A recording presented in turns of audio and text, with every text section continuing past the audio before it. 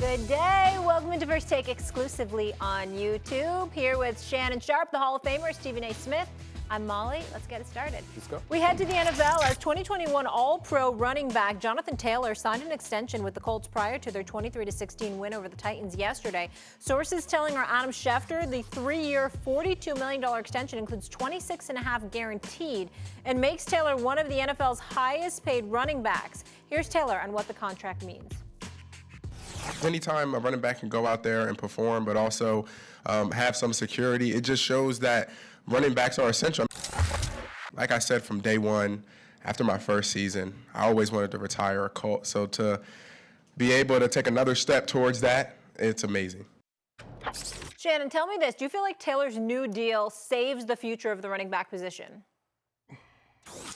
To be honest, and Stephen A., you know I like to be honest when I'm on here, the deal doesn't make sense to me.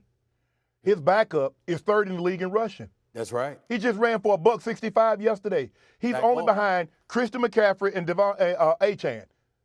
And you go out and pay Jonathan Taylor after you say all these negative things about him, after he misses all the offseason, he's on the PUP list, and now you make him the third highest paid running back? Now, I'm happy because hopefully this pushes the running back salaries. It keeps going. So the next guy get $15 million, the next guy, and so forth and so on. But being honestly, the deal doesn't make sense.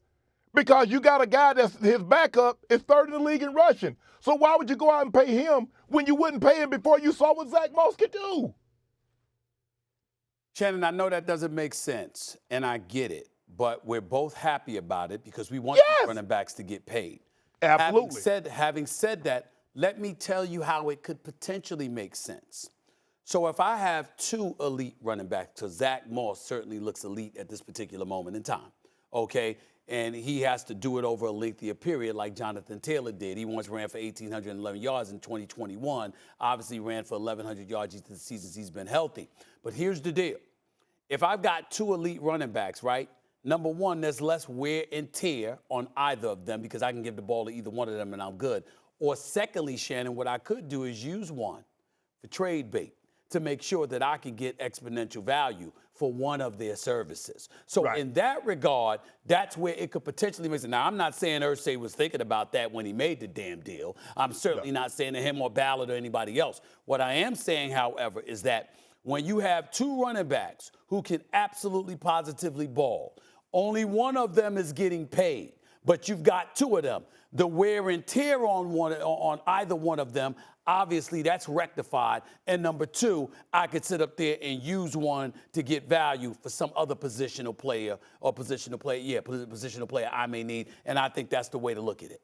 Well, if that's the way you're going to look at it, because here's the thing, the running back value, he's going to want the ball. Now, you're paying Jonathan Taylor $14 million a year. Zach Moss is third in the league in rushing. When Jonathan Taylor comes in, Zach Moss is like, where are my carries? Bro, y'all know I can do this. So it's kind of like have two scorers on the team. Somebody, like, one guy's out, Stephen A., and while you're gone, I'm averaging 30. Now, when you come back, you're going to dip into my shots. I'm like, well, hold on, bro. Y'all saw I could do this, right? Right. So now what? So you're probably going to have to end up one to keep the other one happy. Because whoever doesn't get the 15 to 20 carries, because it's hard to divvy up 15, 20 carries between two guys. They're going to want out. But the flip side to it is that, again, the level of urgency kicks in once the offseason arrives. But for the purposes of this season, well, wait a minute here. If I'm Zach Moss, I have shown what I can do. So now it's not just about showing what I can do, but it's about my value not being eroded because I'm not overexposed. You're not running me into the ground where somebody looks at me like the typical running back, the Austin Eckler's of the world, the Saquon Barkley's of the world, the Josh Jacobs of the world, and others. And you're saying your time is up because we utilized you so much that the wear and tear and the attrition is what we can ultimately hold against you contract time. They can't do that with Zach Moss. And they damn sure ain't going to do it with Jonathan Taylor because they just paid him. So in that regard, again, I think it's an advantage. I'm excited. You and I both are excited, Stephen A., that the running back market seems to be heading north again. So hopefully it won't be as stagnant like it's been over the last 3 years, and we'll start to see some movement moving forward. Absolutely, because they deserve it. Taylor's deal is third amongst current running back contracts behind those of Christian McCaffrey and Alvin Kamara. All right, guys, let's go to college now. And we've got Coach Prime in Colorado ending a 2-game losing streak with a win over Arizona State. The game came down to the wire as Shedeur Sanders connected on a 43-yard pass to set up the game-winning field goal to secure the 27-24 win and ending the Buffalo's 8-game Pac-12 losing streak. Even with the win, Coach Prime not too thrilled with what he saw. Prime. Wonderful win. Played like hot garbage. I'm trying to figure this out. Sick of it. I really am. I'm sick of us coming out here and putting forth the effort we put forth in the first half. I'm sorry. I'm happy about the win, but I'm not happy in the fashion that we won it in. We're better than that. We really are better than that, and we got to start showing that. I expect to win, and I expect to win in a better fashion than that. I apologize for my anger today, but I don't accept mediocrity. Maybe you do. Maybe you can live with it. Maybe you sleep with it. Maybe you lie with it. Maybe you're comfortable with it, but I'm not. Let's go. Stephen A., what's your reaction to Colorado's 2-game losing streak?